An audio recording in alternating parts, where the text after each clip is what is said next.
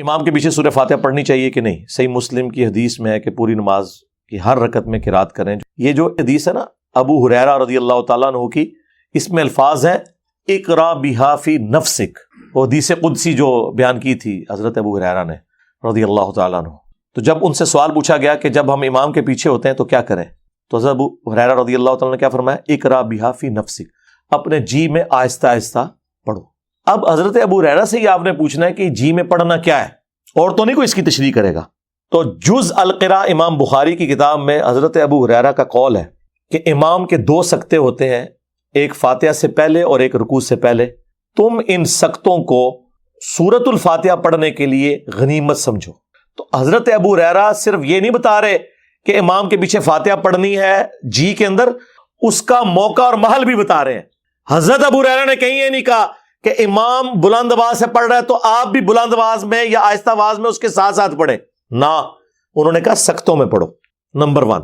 Number 2، اقرا بہا فی نفسک کا معنی یہ بھی ہو سکتا ہے اپنے جی میں پڑھنا. اس سے یہ الفاظ نہیں ثابت ہوتے کہ سرن پڑھو، آہستہ آہستہ. نفسک یعنی اپنے جی کے اندر اندر، یعنی اس کے ساتھ ساتھ تم اپنے تصور میں پڑھتے جاؤ. تو وہ تو ہم پڑھ رہے ہوتے ہیں، جب ہم فاتحہ غور سے سن رہے ہوتے ہیں ہم ساتھ ہی پڑھ رہے ہوتے ہیں، اینڈ پہ آمین کہہ دیتے ہیں. اور تیسرا جو سب سے بڑا چھکا ہے، یہ مسلم شریف کی آپ نے جو حدیث لکھی، اس سے چند احادیث آگے 905 نمبر حدیث ہے مسلم شریف میں، جس نے پورا عقیدہ کلیئر کر دیا ہے. اور وہ حدیث ایسی حیران کن حدیث ہے کہ اس میں امام مسلم نے اپنے کومنٹس بھی ڈالے ہیں. اور امام مسلم نے کہا کہ میں نے کہیں یہ دعویٰ نہیں کیا کہ جتنی دنیا کی صحیح حدیثیں ہیں وہ میں مسلم شریف میں لے کے آ رہا ہوں. البتہ میرا یہ دعویٰ ہے کہ میں مسلم شریف میں وہ تمام صحیح احادیث لے کے آ رہا ہوں جن پہ امت کا اتفاق ہے. اور پھر امام مسلم نے کہا کہ میرے نزدیک ابو ہریرہ کی حدیث درست ہے اور ابو موسیٰ اشعری کی بھی 905 نمبر حدیث کے انڈر، کہ امام اس لیے بنایا جاتا ہے کہ تم اس کی پیروی کرو. جب امام کہے اللہ اکبر تم کہو اللہ اکبر، اور جب امام قرات کرے تم خاموش ہو جاؤ، اور جب امام کہے ولضالین تم آمین کہو. تو اس میں تو کلیئر ہو گیا کہ کس قرات میں خاموش رہنا ہے. اور امام مسلم کہہ رہے ہیں یہ حدیث ابو ہریرہ بھی روایت کر رہے ہیں. تو ابو ہریرہ تو کہہ رہے ہیں جب پڑھا جائے سورۃ الفاتحہ کو تو خاموش رہو، اور جب ولضالین تو آمین. وہ کہتے ہیں نہیں اس میں قرات کا ذکر ہے، فاتحہ کا نہیں ہے. سرکار قرات کا ذکر ہے تو فاتحہ کا ہی ذکر ہے، کیونکہ اس میں الفاظ ہے جب امام قرات کرے تو خاموش ہو جاؤ، اور جب ولضالین کہے تو آمین کہو. سمجھ آئی؟ تو یہ فاتحہ. اور نہ سمجھ آئے تو بخاری مسلم میں ایک اور حدیث ہے، عبداللہ ابن عمر کہتے ہیں کہ نبی صلی اللہ علیہ وآلہ وسلم، حضرت ابو بکر اور حضرت عمر اپنی قرات کا آغاز الحمدللہ رب العالمین سے کرتے تھے. قرات سورہ فاتحہ بھی ہے اور اس کے بعد والی بھی ہے، پیچھے کیا رہ گیا؟ تو حضرت ابو ہریرہ رضی اللہ تعالیٰ عنہ کا بھی یہی عقیدہ ہے جو ہم بیان کر رہے ہیں. سکتوں میں جتنی بار نماز پڑھاتا ہوں الحمدللہ سکتے کرتا ہوں، فاتحہ پڑھنے کا ٹائم دیتا ہوں. لیکن یہ نہیں ہو سکتا کہ آپ قرآن کی مخالفت شروع کر دیں. وَإِذَا قُرِئَ الْقُرْآنُ فَاسْتَمِعُوا لَهُ وَأَنصِتُوا لَعَلَّكُمْ تُرْحَمُونَ. جب قرآن پڑھا جائے خاموش ہو جاؤ اور توجہ سے سنو تاکہ تم پر رحم کیا جائے. اب وہ اس چکر میں پڑ جاتے ہیں. اہل حدیث میں حیرانگی ہوتی ہے، اہل حدیث کہتے ہیں یہ تو مکی آیت ہے، یہ مدنی کا. وہی والی بات جو بریلوی کہتے ہیں اہل بتاں دے بارے چاہے تسی اے بزرگوں تے کیوں لاتی. اللہ کے بندو اللہ سے ڈر جاؤ. امام نسائی نے چیپٹر کی ہیڈنگ میں یہ آیت لی ہے اور اس کا فارم بیان کیا ہے کہ یہ جنرل آیت ہے جب بھی قرآن پڑھا جائے گا. اور اس سے بڑھ کر جز القراء میں امام بخاری نے جو اپنے کومنٹس کیے ہیں 36 نمبر حدیث کے کانٹیکسٹ میں، اس میں ضعیف کا حکم لکھا ہوا ہے. وہ ضعیف ان اقوال کو کہہ رہے ہیں، لیکن جو خود لکھ رہے ہیں وہ تو ضعیف نہیں ہے نا. یعنی میں کسی کی بات کوٹ کروں تو اس میں تو حکم لگ سکتا ہے، لیکن جو میں خود بیان کر رہا ہوں وہ تو میں اسے صحیح سمجھ رہا ہوں نا. تو امام بخاری خود لکھ رہے ہیں جز القراء میں. امام بخاری فرماتے ہیں کہ اللہ نے قرآن میں واضح فرمایا وَإِذَا قُرِئَ الْقُرْآنُ فَاسْتَمِعُوا لَهُ. جب قرآن پڑھا جائے تو خاموش ہو جاؤ اور اسے سنا کرو تاکہ تم پر رحم کیا جائے. اور حدیث کہہ رہی ہے بخاری مسلم کی لا صلاۃ لمن لم یقرأ بفاتحۃ الکتاب، کہ جو سورہ فاتحہ نہیں پڑھتا اس کی نماز درست نہیں ہے. تو امام بخاری اس پہ خود کومنٹس کر رہے ہیں کہ ہم نے آیت پہ بھی عمل کرنا ہے اور حدیث پہ بھی کرنا ہے. امام بخاری کو تو نہیں پتا تھا کہ یہ آیت جو ہے وہ مکی ہے اور نماز مدینے میں آئی ہے. حالانکہ اللہ کے بندوں نماز تو مکے میں بھی تھی، 5 نمازوں کا شیڈیول مدینے میں ہے. نماز تو نبی الاسلام پہلے دن سے پڑھ رہے ہیں اور صحابہ اکرام پڑھ رہے ہیں. بخاری مسلم دونوں میں حدیث نہیں ہے. ابن مسعود کہتے ہیں میں نے 70 سے زیادہ صورتیں حضور کے پیچھے قیام اللیل میں سن کے زبانی یاد کی ہیں. اگر میں جانتا کہ مجھ سے زیادہ قرآن کسی کو آتا ہے تو میں اپنے اونٹ چلاتا، ان کے جگر جلا دیتا، اس شخص تک پہنچتا جو مجھ سے زیادہ قرآن جانتا ہے۔ تو نبی الاسلام تہجد میں قیام اللیل میں قرات کرتے تھے، صحابہ کرام اسے یاد کرتے تھے، اور 2/3 قرآن تو ہے ہی مکی ہے، 1/3 مدنی قرآن ہے۔ صحابہ کرام نے مکے میں قرآن کیسے یاد کیا تھا؟ نبی الاسلام کے پیچھے وہ پڑھتے تھے۔ سورۃ المزمل میں آیا نبی الاسلام رات میں بعض اوقات 2/3 رات، بعض اوقات آدھی رات، بعض اوقات 1/3 رات قیام کرتے تھے، صحابہ کرام پیچھے سن سن کے اسے یاد کرتے تھے۔ تو بالکل کلیئر ہے۔ وہ کہتے ہیں نہیں جی، وہ ابو داؤد میں اور جامعہ ترمذی میں حدیث ہے کہ فجر کی نماز میں پڑھ رہے تھے تو نبی الاسلام نے فرمایا کہ فاتحہ کے علاوہ کچھ نہ پڑھا کرو، مجھے لگا میری قرات سے کچھ چھین رہا ہے۔ اس سے آپ نے یہ رزلٹ کیسے نکال دیا کہ نبی الاسلام نے یہ کہا ہے کہ فاتحہ میں مجھ سے چھین لیا کرو؟ فاتحہ کی آپ نے ترغیب دلائی، یہ آپ نے کبھی بھی نہیں کہا کہ میرے ساتھ ساتھ پڑھو۔ نبی الاسلام ہر آیت کے بعد ایک وقفہ کرتے تھے، نبی الاسلام رکوع سے پہلے سکتہ کرتے تھے۔ تو حضرت ابو ہریرہ کی وہ بات یاد رکھیں، ان سکتوں کو غنیمت جاننا ہے۔ اور بلکہ جز القراء میں امام بخاری نے نقل کیا ہے کہ ہمارے سلف تابعین کے حوالے سے کہ وہ سکتے کیا کرتے تھے، اور امام انشور کرتا تھا کہ پیچھے والے ان سکتوں میں قرآن سورہ فاتحہ پڑھ لیں۔ قرآن کے ساتھ قرآن والا معاملہ کوئی نہیں ہے جی، اور سن لینا کافی ہے۔ اور یہ جتنی باتیں میں کر رہا ہوں یہ افضلیت ہے۔ اگر کوئی امام سکتے نہ کرے، امام کی قرات سورہ فاتحہ کی جہری نمازوں میں مقتدی کے لیے کافی ہے، دیٹس آل۔ سرن نمازوں میں یقیناً آپ نے پڑھنا ہے۔ اور کتنی حیران کن بات ہے کہ ٹوٹل 17 رکھتے ہیں فرض، ان میں سے 6 صرف جہرن ہے، 11 سرن ہے۔ عشاء کی آخری 2 سرن، ظہر کی 4 کی 4 سرن، عصر کی 4 کی 4 سرن، اور مغرب کی آخری 1 سرن۔ زیادہ نماز تو ہے ہی سرن ہے، اس میں آپ نے دکانوں کا حساب نہیں کرنا، بلکہ امام کے پیچھے فاتحہ بھی پڑھنی ہے۔ بلکہ سنن ابن ماجہ میں حدیث ہے، جابر بن عبداللہ رضی اللہ تعالیٰ عنہ کہتے ہیں کہ ہم نبی صلی اللہ علیہ وآلہ وسلم کے پیچھے سورہ فاتحہ اور قرآن بھی پڑھتے تھے۔ یہ نہیں کہ فاتحہ پڑھ کے خاموش ہو جانا ہے، بعض لوگ فاتحہ پڑھ کے خاموش ہو جاتے ہیں ظہر اثر میں، نہ، جتنا قرآن یاد ہے پڑھتے جائیں۔ ہاں، کیوں؟ بخاری مسلم میں حدیث ہے کہ نبی علیہ السلام کی ظہر اثر کی جو پہلی 2 رکھتے ہیں ان کا قیام 30 آیات کے برابر ہوتا تھا۔ سورہ فاتحہ کے بعد 30 آیات، تو صحابہ کرام وہ 30 آیات میں خاموش رہتے تھے، نہیں پڑھتے تھے قرآن۔ اور آخری 2 کا قیام 15 آیات کے برابر ہوتا تھا۔ مراد آخری 2 میں بھی سورت پڑھ سکتے ہیں، لیکن بخاری مسلم میں یہ ہے کہ نبی علیہ السلام بسا اوقات فرض کی آخری 2 رکعتوں میں سورہ فاتحہ پہ ہی اکتفا کرتے تھے، سورت نہیں ملاتے تھے۔ بخاری مسلم کے الفاظ ہیں، نبی علیہ السلام بعض اوقات جو قرآن پڑھتے تھے 1-2 آیتیں اونچی بھی پڑھ دیتے تھے ظہر اثر میں، تاکہ ہمیں پتہ چل جائے کہ آپ کون سی سورت کی تلاوت کر رہے ہیں۔ ایک ایک چیز موجود ہے۔ مجھے بتائیں، یہ کہتے ہیں ہمارے بزرگوں نے اگر دین نہ جمع کیا ہوتا تو دین برباد ہو جاتا۔ برباد ہی تھوڑے بزرگوں نے کیتا ہے۔ اللہ دو بندیو، صرف بخاری مسلم اتنی ٹینیس ڈیٹیل موجود نے، میرے سے پہلے کسی بزرگ کو توفیق نہیں ہوئی ہے کہ وہ بیان کرے کہ نبی علیہ السلام کا قیام کس طرح کا ہوتا تھا، کتنی آیات اس میں پڑھتے تھے، لینتھ کتنی ہوتی تھی، ایک ایک چیز۔ یہ کسی بزرگ بابے کی کتاب سے نہیں ہے، حدیث کی کتابوں میں۔ ہاں، باقی جو جہرن ہے اس میں آپ سنیں، آپ کا سننا پڑھنے کے ایکویلنٹ ہے۔ اور اگر آپ لیٹ شامل ہوئے اور آپ نے فاتحہ نہیں سنی تو اللہ تعالیٰ نے اس معاملے میں آپ کو ریلیکس کیا ہے۔ وہ امام کا پڑھنا آپ کے لیے کافی تھا۔ ایون آپ اگر رکوع میں بھی مل گئے ہیں تو رکعت شمار ہوگی، امت کی اکثریت اس کے اوپر متفق ہے۔ اور یہ جو میں آپ کو عقیدہ بتا رہا ہوں جہرن والا، اس میں اگر تھوڑا سا کوئی تفرد بنتا ہے نا تو وہ امام بخاری کا ہے، ورنہ باقی سارے سنی اور شیعہ دونوں متفق ہیں۔ شیعہ کے نزدیک بھی جہرن نمازوں میں آپ نے سن لیا تو کافی ہے، پڑھنے کی ضرورت نہیں ہے۔ اور اہل سنت میں بھی چاروں امام قائل ہیں، امام حنیفہ، امام شافعی، امام احمد بن حنبل، امام مالک جو بڑے امام ہے، کہ رکوع میں رکعت مل جاتی ہے۔ علماء عرب سارے قائل ہیں۔ یہاں پہ اہل حدیث کی اکثریت قائل نہیں ہے، لیکن اہل حدیث میں بھی لوگ قائل ہیں۔ رہ گیا جہری نمازوں میں سن لینا کافی ہے، اس کے اوپر آلموسٹ اگر میں دعویٰ کروں نا کہ اجماع ہے، کیونکہ عبداللہ ابن مبارک کے بارے میں جامعہ ترمذی میں آتا ہے کہ وہ امام کے پیچھے فاتحہ پڑھتے تھے، اور ان سے پوچھا گیا کہ اگر کوئی فاتحہ نہ پڑھے تو وہ کہتے ہیں میں کبھی نہیں کہتا کہ اس کی نماز نہیں ہوتی، امام کا پڑھ لینا بھی کافی ہے، لیکن میں ساتھ پڑھتا بھی ہوں۔ یہ تو کبھی مسئلہ نہیں آیا تھا کہ جہرن میں بھی آپ نے دب کے رکھنا ہے۔ ہاں، اس ایکسٹریم پہ تھا امام حنیفہ کے نزدیک، نہ سرن میں پڑھنا نہ جہرن میں، لیکن یہ غلو پہ مبنی ہے۔ امام مالک کا موقف پرفیکٹ ہے الحمدللہ، اور وہ یہی ہے کہ جہرن میں سننا کافی ہے اور سرن میں آپ نے پڑھنا بھی ہے۔ اور یہی موقف امام ابن تیمیہ کا ہے، یہی موقف شیخ البانی کا ہے، محدث اعظم سعودیہ، یہی موقف ہمارے استاد مولانا اسحاق صاحب رحمہ اللہ کا ہے، یہی موقف ہمارے استاد ڈاکٹر اسرار صاحب رحمہ اللہ تعالیٰ کا ہے، اور یہی موقف الحمدللہ قرآن و سنت سے دلیل کے ساتھ ثابت ہوتا ہے. اسی لیے آج سے آلموسٹ کوئی 5 سال پہلے میں نے ایک ویڈیو ریکارڈ کروائی تھی، نیو فاتحہ خلف الامام.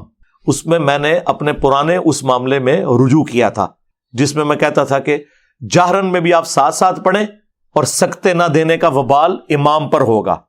لیکن آپ کو حیرانگی ہوگی، اس وقت بھی میں یہ کہتا تھا، آج سے 11 سال پہلے بھی، مسئلہ 84 فاتحہ خلف الامام کا نکال لیں، اس میں بھی میں نے کہا تھا کہ جو لوگ نہیں پڑھتے فاتحہ، میں یہ نہیں کہتا ان کی نماز نہیں ہوتی ہے، ان کا موقف بھی جو جہرن میں خاموشی سے سنتے ہیں وہ مضبوط ہے، لیکن میں اسے بہتر سمجھتا ہوں.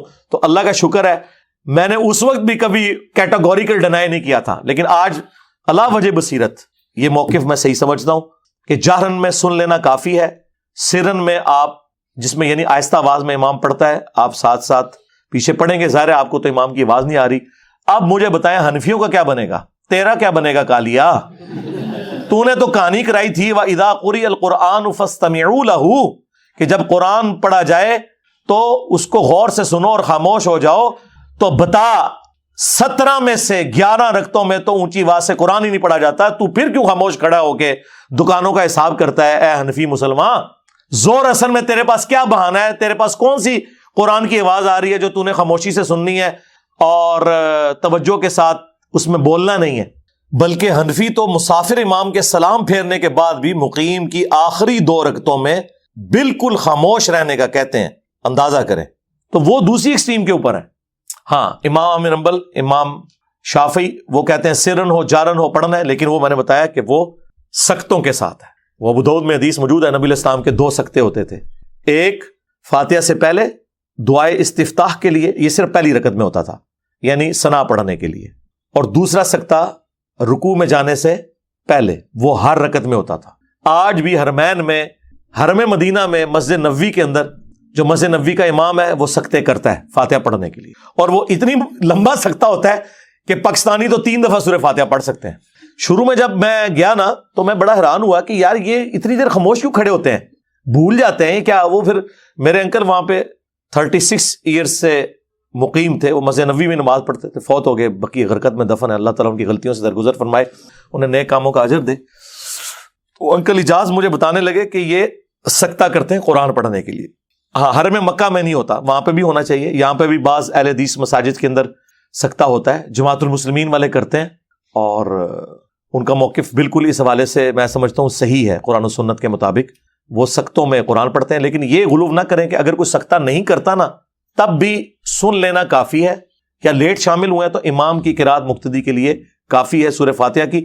لیکن یہ میں بات کر رہا ہوں جہرن نمازوں کی، جہاں پہ سرن ہے وہ آپ نے پڑھنا ہے. وہ میں نے ابن ماجہ کی حدیث بتائی کہ جابر بن عبداللہ کہتے ہیں کہ ہم نبی علیہ السلام کے پیچھے صرف سورہ فاتحہ نہیں، اس کے بعد بھی قرآن کا حصہ پڑھتے تھے. ظاہر جب آپ اتنا لمبا قیام کریں گے تو فاتحہ کے بعد خاموش ہو کے کیا کریں گے؟ دماغ میں خیال تو آئیں گے، دماغ تو سوچتا ہے. تو صحابہ کرام قرآن پڑھتے تھے، لیکن آپ نے وہ اتنی اونچی آواز سے نہیں پڑھنا کہ ساتھ والے ڈسٹرب ہوں، یہ ذہن میں رکھنا ہے. لہٰذا اسی کانٹیکسٹ میں جابر بن عبداللہ رضی اللہ تعالیٰ عنہ کا قول ہے جو ترمذی میں موجود ہے کہ فاتحہ کے بغیر نماز نہیں ہوتی مگر یہ کہ تم امام کے پیچھے ہو. اس سے مراد بھی صرف جہری نمازیں ہیں، نہ کہ سرن نمازیں، کیونکہ سرن میں تو وہ خود بھی سورہ فاتحہ اور 7 آیات ملایا کرتے تھے. تو یہ مقدمہ بالکل کلیئر ہے. صحیح مسلم کی حدیث 905 ڈیسائسو ہے. امام مسلم نے کمنٹس کر دیے کہ ابو ہریرہ کا بھی یہی موقف ہے، اور ابو موسیٰ اشعری نے بھی یہ حدیث روایت کی ہے کہ جب امام قرات کرے تم خاموش ہو جاؤ، اور جب وہ وَلَضَّالِّينَ کہے تم آمین کہو. تو ہمارا یہ جو مقدمہ ہے یہ الحمدللہ قرآن و سنت میں بالکل فٹ ان بیٹھتا ہے. یہ اکثر لوگ پوچھ رہے ہوتے ہیں تو میں بار بار اس چیز کو ہائی لائٹ کر چکا ہوں.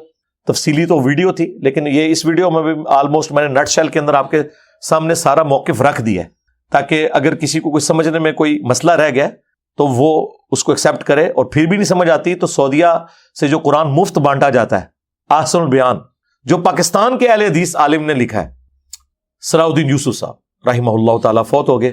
ناسبیت تھی ان میں، لیکن اللہ تعالیٰ ان کی مغفرت فرمائے، انہیں نیک کاموں کا اجر دے، برائیوں سے درگزر فرمائے. اہل حدیث میں بڑے علماء میں سے تھے، آلموسٹ 95 ایئرز کی ایج میں فوت ہوئے ہیں. انہوں نے جو احسن البیان دارالاسلام والوں نے قرآن کی تفسیر چھاپی ہے، جو سعودیہ والوں نے ان سے رائٹس لیے ہیں، پھر سعودیہ والوں نے شاہ فہد پرنٹنگ پریس سے اس کو چھاپا ہے اپنے چھاپے کے اوپر. انہوں نے بھی سورہ فاتحہ کے کانٹیکسٹ میں جو نیچے تفسیر لکھی ہے نا، وہ یہی لکھی ہوئی ہے کہ جہرن نمازوں میں امام کو سختے دینے چاہیے تاکہ قرآن پہ بھی عمل ہو اور حدیث پہ بھی عمل ہو۔ اندازہ کریں، یہ خود اہل حدیث کے اپنے بزرگوں نے یہ لکھا ہوا ہے، وہ اس کو ہی پڑھ کے دیکھ لیں، چلیں میری بات نہیں ماننی ہے تو۔ اچھا، یہ جو مسلم کی حدیث ہے 905، یہ گلے میں اٹکی ہوئی ہے ان کے۔ اہل حدیث کے پاس کوئی چارہ نہیں اس حدیث کا، یا تو اس حدیث کو ضعیف کہہ دیں، وہ کہہ نہیں سکتے۔ ویسے ایک بندے نے جرت کی ہے، ارشاد الحق عصری صاحب، جو ہمارے استاد مولانا اسحاق صاحب کے بارے میں فتویٰ دینے والوں میں پیش رہے ہیں، وہ بڑے اسٹانٹ قسم کے وہابی ہیں۔ انہوں نے تو کہا کہ یہ جو مسلم میں آگے الفاظ ہیں نا، یہ صحیح نہیں ہے۔ مسلم شریف تو شیخ زبیر لیزئی رحمہ اللہ نے ان کے رد پہ ایک مضمون لکھا اور انہوں نے ایگزامپلس کوٹ کی کہ اگر ایک راوی حدیث بیان نہ کرے اور دوسرا بیان کرے اور وہ ثقہ ہو تو وہ جو اس میں زائد بات ہوتی ہے اس کے ساتھ ایکسیپٹ کی جاتی ہے۔ شاذ وہ قول ہوتا ہے جو اس کے خلاف ہو، یہ خلاف نہیں ہے، اس کی ایکسپلینیشن ہے۔ شیخ زبیر صاحب نے مسلم کی 905 انٹرنیشنل نمبرنگ جو کانٹینیوس ہے اس کا دفاع کیا۔ اس کا مطلب ہے کہ ارشاد الحق عصری صاحب کو یہ بات سمجھ آ گئی تھی کہ 905 نمبر حدیث مسلم کی ہمارے فرقے کے اس مسئلے کی موت ہے، کیونکہ اس میں الفاظ ہیں جب امام اللہ اکبر کہے تم اللہ اکبر کہو، جب امام قرات کرے تم خاموش ہو جاؤ، اور جب امام ولضالین کہے تم آمین کہو۔ تو واضح ان کو پتا چل گیا تھا کہ گل کدھر اور جا رہی ہے، تو واقعی انہوں نے صحیح ڈیسیژن کیا کہ اس حدیث سے جان چھڑاؤ۔ لیکن مسلم شریف سے کیسے جان چھڑائیں؟ شیخ زبیر صاحب نے کہا نہیں یار یہ کیا کر رہے ہیں، تو انہوں نے کہا کہ اگر اس کو صحیح مانو گے تو پھر مسئلہ خراب ہوگا۔ تو شیخ زبیر صاحب نے ایک تیسرا حل تلاش کر لیا، انہوں نے کہا یہ حدیث منسوخ ہے۔ شیخ زبیر صاحب نے جو فاتحہ خلف الامام کے اوپر کتاب لکھی ہے نا، اس میں اس حدیث کو انہوں نے منسوخ ڈکلیئر کیا مسلم شریف کی۔ اس کا مطلب ہے کہ شیخ زبیر لیزئی رحمہ اللہ اور ارشاد الحق عصری صاحب دونوں یہ مانتے ہیں کہ یہ حدیث اہل حدیث کے مسئلے کی موت ہے، ان کو منسوخ ڈکلیئر کرنی پڑی اور ان کو ضعیف۔ منسوخ کیسے ہے؟ یہ ناسخ تو ہو سکتی ہے، منسوخ نہیں ہے۔ منسوخ کیسے ہوگی؟ کہتے ہیں منسوخ ہوئی ہے اس حدیث سے لا صلاۃ لمن لم یقرأ بفاتحۃ الکتاب۔ سرکار اس کو تو ہم بعد میں دیکھیں گے، قرآن کی آیت کو حدیث نے کیسے منسوخ کر دیا؟ یہ تو قرآن میں آیت ہے وَإِذَا قُرِئَ الْقُرْآنُ فَاسْتَمِعُوا لَهُ وَأَنصِتُوا۔ اور دوسرا شیخ زبیر صاحب تو خود کہتے تھے سلف کا منہج، سرکار اس آیت کو چیپٹر کی ہیڈنگ میں لکھ کے امام نسائی نے سلف کا منہج بھی بتا دیا ہوا ہے کہ آپ نے خاموشی سے ہی سننا ہے۔ امام نسائی نے تو کمال کر دیا ہے، اس کو چیپٹر کی ہیڈنگ میں ڈالا ہے۔ امام نسائی اسی چیز کے قائل ہیں کہ جاری نمازوں میں آپ نے پیچھے نہیں پڑھنا۔ اور دوسرا منسوخ کیسے ہوئی؟ امام مسلم تو کہہ رہے ہیں کہ وہ پہلے لے کے آئے حدیث حضرت ابو ہریرہ والی اقرا بہا فی نفسک، جس کی یہ تفسیر اہل حدیث جو بیان کرتے ہیں میں اس سے نہیں ایگری کرتا۔ میں نے آپ کو لاجیکلی بتایا کہ خود ابو ہریرہ جب کہہ رہے ہیں کہ سختوں میں پڑھنا ہے تو بات ختم ہو گئی۔ امام مسلم پہلے وہ حدیث لے کے آئے حضرت ابو ہریرہ والی، اس کے بعد ابو ہریرہ کے ریفرنس سے لے کے آئے کہ ابو ہریرہ رضی اللہ تعالیٰ عنہ کہتے تھے کہ جب امام قرات کرے تم خاموش رہو، اور جب وہ ولضالین کہے تم آمین کہو۔ تو ناسخ تو پھر یہ حدیث ہے 905، نہ کہ وہ لا صلاۃ لمن لم یقرأ بفاتحۃ الکتاب، بخاری کی حدیث یا مسلم کی اقرا بہا فی نفسک۔ وہ بھی حدیث نہیں، حضرت ابو ہریرہ کا قول ہے، لیکن ہمارے لیے وہ حدیث کے درجے میں حدیث موقوف تو ہے۔ آپ کو یہ پورے کا پورا سینیریو کلیئر ہو گیا؟ لہٰذا وہ جو ترمذی کی حدیث یا ابو داؤد کی حدیث عبادہ ابن صامت والی جس میں وہ جہری نماز کا ذکر ہے، ویسے تو وہ حدیث شیخ البانی اس حدیث کو ضعیف کہتے ہیں، اور شیخ زبیر لیزئی صاحب اسے کہتے ہیں حسن درجے سے نہیں گرتی۔ میرے نزدیک اگر اس کو حسن بھی مان لیا جائے تب بھی وہ مسئلہ آپ کا حل نہیں کرتی ہے، کیونکہ انہی احادیث کے اوپر تو امام نسائی نے باب باندھا ہوا ہے، اور امام نسائی نے اس سے وہ رزلٹ نکالا ہوا ہے جو ہم نکال رہے ہیں، جو امت کی اکثریت کا رزلٹ ہے۔ اور دوسرا یہ ہے کہ آپ نے سختوں میں پڑھنا ہے۔ عبادہ ابن صامت کا فجر میں یہ کہنا کہ پڑھنی ہے تو اس پہ محمول ہے کہ اس زمانے میں صحابہ کرام سکتے کرتے تھے جو نبی علیہ السلام نے کیے، آیت کے بعد بھی سکتا اور رکوع سے پہلے بھی سکتا۔ سختوں کی حد تک یہ بات درست ہے۔ میں جتنی بار جماعت کراتا ہوں، میں آلموسٹ پچھلے کوئی 6-7 سال سے 5 نمازوں میں امامت کرتا ہوں الحمدللہ، اور میں سکتے کرتا ہوں، فاتحہ پڑھنے کا ٹائم دیتا ہوں 3 نمازوں میں۔ ظہر اثر میں تو ویسے ہی ضرورت نہیں رہتی، وہ تو آپ خاموشی سے پڑھ رہے ہوتے ہیں۔ تو الحمدللہ سختوں والا معاملہ جو ہے اس کے ساتھ یہ چیز جڑی ہوئی ہے۔ یہ میں نے مسئلہ اس لیے کھول کے بیان کیا کہ لوگ بڑے پریشان ہوتے ہیں، اور وہ کہتے ہیں جی انجینئر صاحب پہلے یہ کہتے تھے، جو میں پہلے بھی کہتا تھا آپ ذرا وہ بھی سنیں۔ اس میں میں نے کہا تھا کہ جو جہرن میں سکتے نہیں کرتے اور صرف سن لیتے ہیں، ہم یہ نہیں کہتے ان کی نماز نہیں ہوتی، امام مالک کا یہ موقف ہے، لیکن بعد میں جب مجھے پتا چلا کہ اس میں تو صرف اہل حدیث کا تفرد ہے، اور وہ بھی چند اہل حدیث کا، باقی پوری امت دوسری طرف کھڑی ہوئی ہے، اور احادیث بھی دوسری طرف کھڑی ہوئی ہے۔ نماز کا آپ کو سکون آئے گا، آپ کبھی اس کو اپلائی کر کے دیکھیں، جب امام قرات کر رہا ہے تو آپ اس قرات کے اندر توجہ کریں، سورہ فاتحہ ہو یا بعد والی، تو آپ کو نماز میں ٹیسٹ بھی۔ یہاں تو میں دیکھتا ہوں کہ وہ آتے ہیں، ان کو اس سے غرض نہیں کہ امام کیا کر رہا ہے، دڑ دڑ دڑ اپنی فاتحہ پڑھنی شروع کر دیتے ہیں، اور وہ فاتحہ مجھے بتائیں توجہ سے پڑھی جا رہی ہوتی ہے، جس میں آپ کو آواز بھی آ رہی ہو دوسری قرات کی، اور آپ اس چکر میں فاتحہ پڑھوں، نہ آپ اس کی قرات صحیح سن رہے ہو نہ اپنی صحیح کر رہے ہیں، تو کیا نکالا اس میں سے؟ خام خواہ ایک مستحب کام کو اس لیول پہ آپ لے گئے کہ اسے فرض بنا دیا، اور یہ کہا نماز ہی نہیں ہوتی، اور لوگوں کو مصیبت میں ڈال دیا۔ اور اللہ کا شکر ہے کہ میں اتنا ہارڈ لائنر ہونے کے باوجود اللہ کے فضل سے جب یہ چیز مجھ پہ کھلی تو میں نے الحمدللہ اس معاملے میں پوری سختی کے ساتھ اس موقف کو بیان کیا کہ یہ بہت آپ غلط کھیل کھیل رہے ہیں امت کے ساتھ، جو آپ کہہ رہے ہیں کہ جہر نمازوں میں پیچھے پڑھتے آؤ، تو لوگ تو سکون میں آ گئے، لوگ کہتے ہیں شکر الحمدللہ ہماری زندگی آسان ہو گئی ہے۔ اور مجھ سے پہلے بھی اور لوگوں نے باتیں کی ہیں، لیکن ظاہر انہوں نے تو اپنا خیال ظاہر کیا تھا نا۔ ہم نے تو لوگوں کو یہ کہا ہے کہ دلائل کے بغیر آپ نے کسی کی بات نہیں ماننی، سوائے اس شخص کے جس کی قبر مدینے میں ہے صلی اللہ علیہ وآلہ وسلم، ان کا کہہ دینا ہی کافی ہے، لیکن باقیوں سے آپ نے دلیل مانگنی۔ مجھ سے پہلے یہ بات مولانا مودودی کرتے تھے رحمہ اللہ، ڈاکٹر اسرار صاحب رحمہ اللہ، مولانا اسحاق صاحب رحمہ اللہ، اور ان سے بھی پہلے امام ابن تیمیہ رحمہ اللہ، شیخ البانی رحمہ اللہ، دور حاضر میں بہت بڑے سلفیوں کے امام، ان سب کا یہ موقف ہے۔ لیکن دلائل کے ساتھ کوئی بندہ ذکر کرے نا، تو مخالفین کے بھی جب دلائل دے تو پھر انسان کو ذرا تسلی ہوتی ہے کہ یار یہ بات بالکل ٹھیک ہو رہی ہے، یہ اس طریقے سے ہی تھا، کہ انہوں نے اس کو زیادہ غلوف کے اوپر جو ہے وہ لے گئے، اس کی وجہ سے لوگوں کے لیے بڑی مصیبت کھڑی کی ہوئی ہے، اور لوگ بڑی ٹینشن لیتے ہیں، اور جو رکوع میں آ کے ملتے ہیں یا فاتحہ کے بعد شامل ہوتے ہیں وہ بیچارے پھر ایک رکعت بھی ملا رہے ہوتے ہیں، ہم انہیں کچھ نہیں کہتے، آپ ملانا چاہتے ہیں ضرور ملائیں، آپ کا رائٹ ہے، لیکن امت کی اکثریت اس کی قائل ہے۔ خود شیخ زبیر صاحب نے ابن مسعود رضی اللہ تعالیٰ عنہ کا اپنا عمل لکھا ہے کہ وہ بھی رکوع میں رکعت ملنے کے قائل تھے، وہ کہتے ہیں ہم مانتے ہیں، لیکن وہ کہتے ہیں کہ ہم وہ جو حدیث ہے ابو بکرہ والی جو بخاری میں آئی کہ ایک شخص نماز میں شامل ہوا سیدھا رکوع میں چلا گیا، جس کی وجہ سے حنفی رزلٹ نکالتے ہیں کہ اس نے پھر کوئی اور رکعت نہیں ملائی تھی، اور امام بخاری نے اس حدیث سے کہا کہ آپ رزلٹ نہ نکالیں کہ رکوع میں رکعت مل جاتی ہے، کیونکہ امام بخاری ایک اور روایت لے کے آئے ابو سعید خدری سے غالباً رضی اللہ تعالیٰ عنہ کہ رکعت اس وقت شمار کرو جب تم قیام کی حالت میں امام کو پاؤ، لیکن اس میں بھی قیام کا ذکر ہے،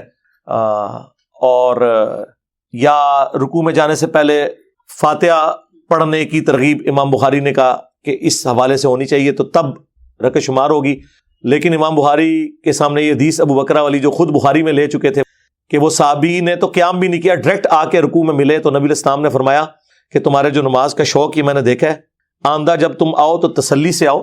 وہ پیچھے سے ہی رکوع میں چلے گئے تھے، پھر چلتے چلتے صفوں میں شامل ہوئے، حضور نے کہا تسلی سے آؤ، صف میں کھڑے ہو کے نماز میں جو رکعت ملے وہ لے لو، جو رہ جائے وہ پوری کر لو۔ تو جو لوگ رکوع میں رکعت ملنے کے قائل ہیں وہ اس کو دلیل کے طور پر پیش کرتے ہیں کہ دیکھیں ابو بکرہ رضی اللہ تعالیٰ عنہ کو رکوع میں ملنے پہ نبی علیہ السلام نے یہ نہیں فرمایا کہ تمہاری رکعت رہ گئی ہے۔ دوسرے لوگ کہتے ہیں اس میں عدم ذکر ہے، اس میں کوئی تفصیل ہے ہی نہیں ہے۔ ویسے میرے نزدیک یہ بات دونوں طرف جا سکتی ہے، ہو سکتا ہے انہوں نے ملا لی ہو اور زیادہ چانس ہے کہ نہیں ملائی ہو، کیونکہ اگر ملائی ہوتی تو اس کا ذکر موجود ہوتا۔ بہرحال ہم دونوں کو بینیفٹ آف ڈاؤٹ دیتے ہیں۔ اس سے امام بخاری جو رزلٹ نکال رہے ہیں وہ تو بڑی مشکل سے ہی نکلتا ہے، دوسرے جو نکال رہے ہیں وہ پھر بھی نکل آتا ہے، لیکن ہم وہ بھی نہیں مانتے، ہم نے دوسرے دلائل آپ کے سامنے رکھ دی ہیں۔ مسلم کی ایک حدیث 905 نمبر وہ سارے کے سارے مسئلے کو کلیئر کرتی ہے اور وہ فٹ ان بیٹھتی ہے، اور جز القراء میں خود امام بخاری مان رہے ہیں کہ قرآن پہ بھی عمل کرنا ہے، وَإِذَا قُرِئَ الْقُرْآنُ فَاسْتَمِعُوا لَهُ، اور حدیث پہ بھی عمل کرنا ہے سختوں کے ذریعے۔ تو میرے خیال ہے سختوں والا معاملہ ایسا ہے۔ باقی اگر سختہ مختصر ہو یا مغرب کی آخری رکعت میں تھوڑی دیر کے لیے امام فاتحہ کا وقفہ کرے، کیونکہ حنفی تو آخری رکعت میں 3 دفعہ سبحان اللہ بھی پڑھ لیتے ہیں، حنفی بھی اور شیعہ بھی، ان کے نزدیک صرف پہلی 2 رکعتوں میں فاتحہ ضروری ہے، آخری 2 رکعتوں میں صرف 3 دفعہ سبحان اللہ یا تسبیحات پڑھنے سے بھی نماز ہو جائے گی۔ تو اس لیے وہ بعض اوقات مختصر کرتے ہیں، لوگ کہتے ہیں ہم تو فاتحہ کی بھی 2 آیتیں ہی پڑھی ہیں، امام رکوع میں چلا گیا، سرکار آپ رکوع میں چلے جائیں، جتنا پڑھا جاتا ہے وہ پڑھا جائے، ایک دفعہ بھی آپ کی فاتحہ ہو گئی ہے تو وہ ایکویلنٹ ہے۔ یہ بھی سلف میں موقف رہا